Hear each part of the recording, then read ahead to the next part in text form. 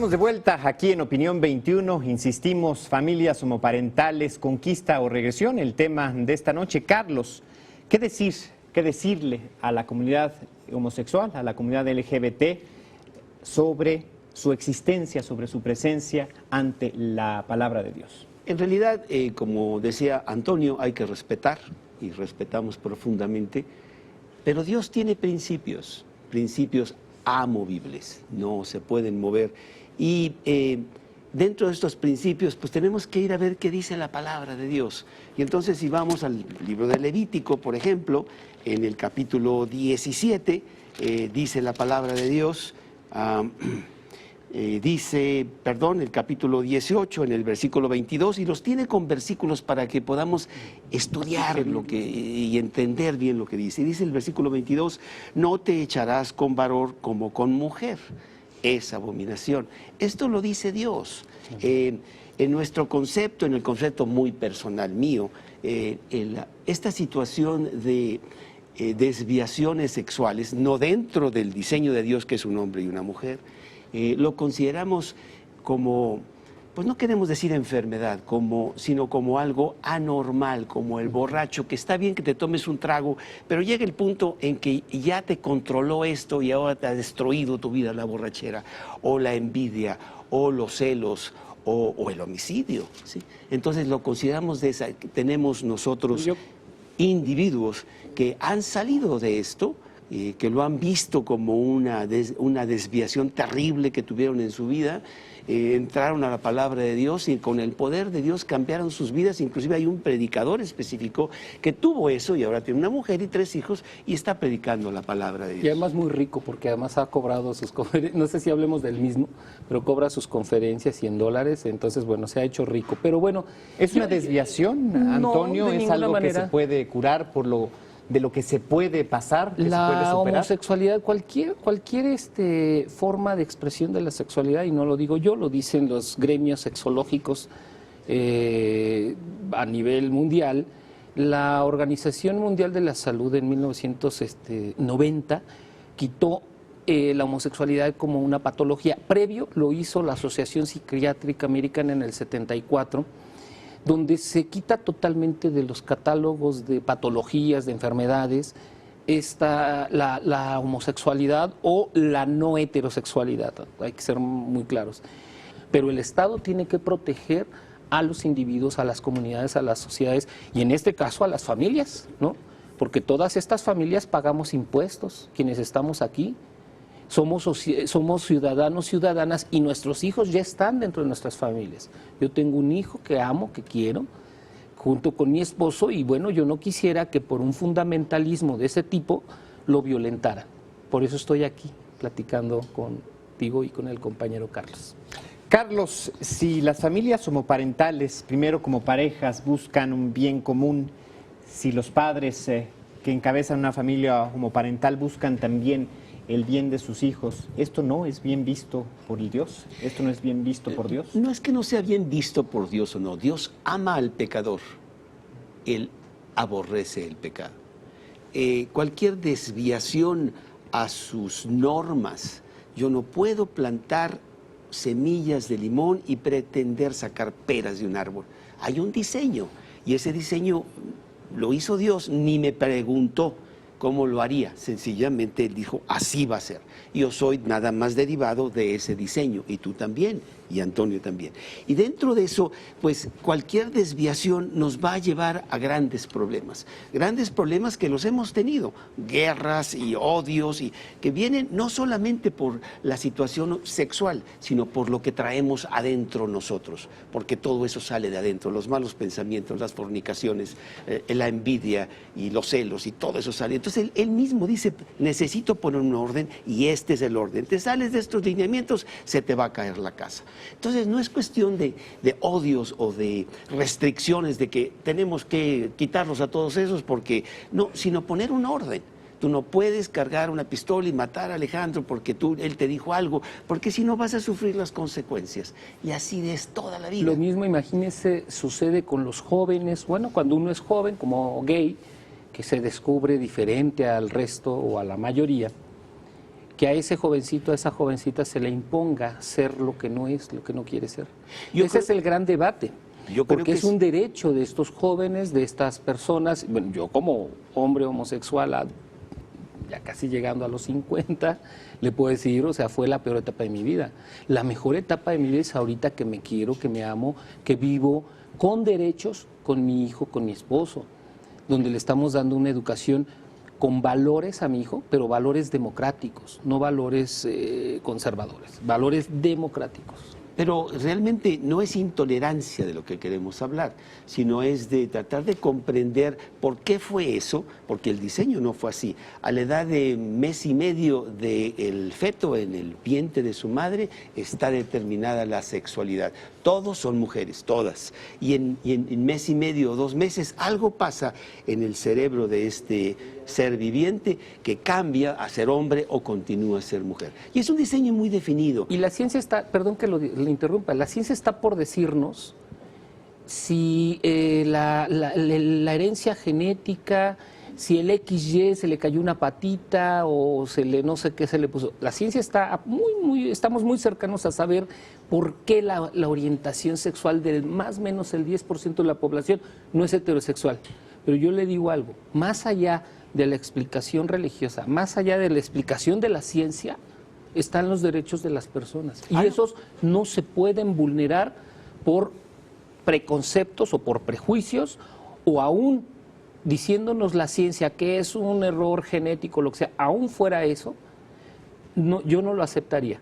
Lo que sí es que se respeten los derechos de ese ser humano, sea heterosexual o sea homosexual. Y yo creo que es en el terreno que nos tenemos que mover como sociedad. Claro, porque esos odios de los que yo le hablo se han generado por esas ambigüedades y esas lecturas. No lo dudo, porque inclusive grandes guerras de todos Claro. los siglos han sido por la cuestión de religiosas, en donde la guerra de los 30 años, en los años de 1600, fue terrible, se murió la tercera parte de Alemania y la siguiente generación ni se daba cuenta, bueno, ¿y qué estamos peleando? ¿De qué se trata esto? Les heredaron un problema. Si es el cristianismo esto, tanta guerra, pues adiós con el cristianismo, pues ¿cuál cristianismo? Entonces sí ha habido mucha intolerancia, pero eso no quiere decir que no trabajemos con estas personas para sacarlos de esa desviación del diseño y puedan ser personas que nosotros consideramos están dentro del diseño de Dios y ser felices con una compañera que complementa perfectamente, porque un hombre y un hombre no se complementan. Yo creo que sí, yo amo y adoro a mi esposo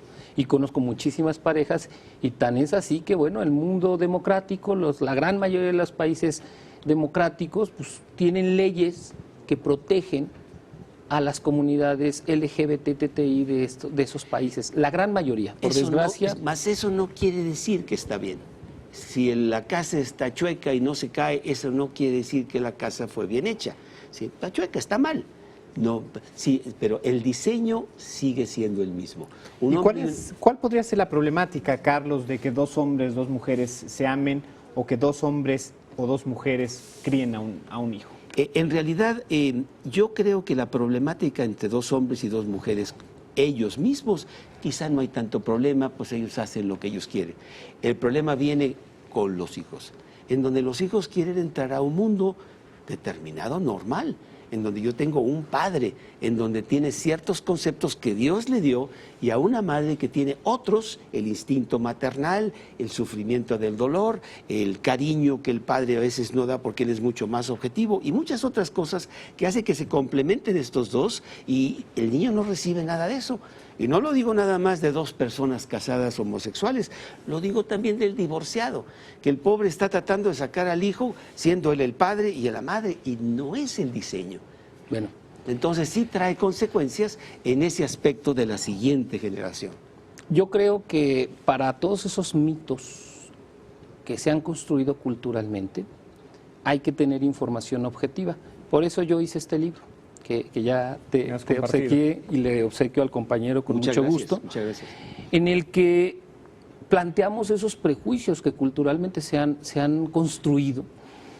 Y hay realidades, por eso le pusimos familias homoparentales en México, mitos, que tiene mucho que ver con lo que plantea el compañero, realidades, las realidades que vivimos y la vida cotidiana, cómo vivimos, cómo estamos resolviendo todo esto que tiene que ver con esa herencia cultural judeocristiana, discriminadora, excluyente, yo diría en algunos casos hasta violenta, ¿no?, hacia nuestras familias, y cómo a partir de entenderlo sociológicamente, desde la psicología social, desde el derecho, ¿no?, cómo podemos descifrar y decir, bueno, así están viviendo en este momento las familias conformadas por 2 papás, 2 mamás, sus hijos, ya sean biológicos, ya sean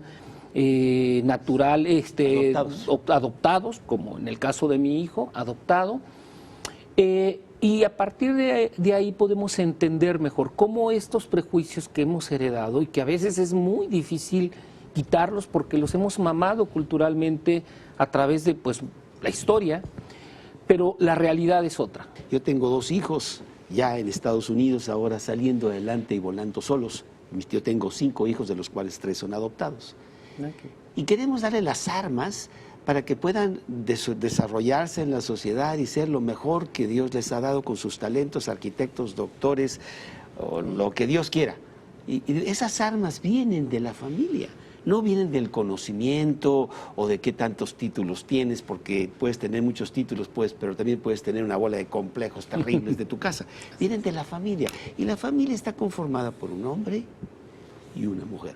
Yo tengo me gustaría regalarte esa predicación sobre las diferencias entre el hombre y la mujer. Son muy extensas y las físicas son nada comparado con las realmente espirituales, emocionales, sentimentales que tiene un hombre y que tiene una mujer, y que le quitamos a este niño porque, no tengo uno de los dos, nada más tengo uno de los dos. Antonio Carlos, desafortunadamente el tiempo se nos agota en esta mesa de conversación, sin embargo, no quisiera que esta terminara sin una última reflexión de su parte. Carlos, por favor.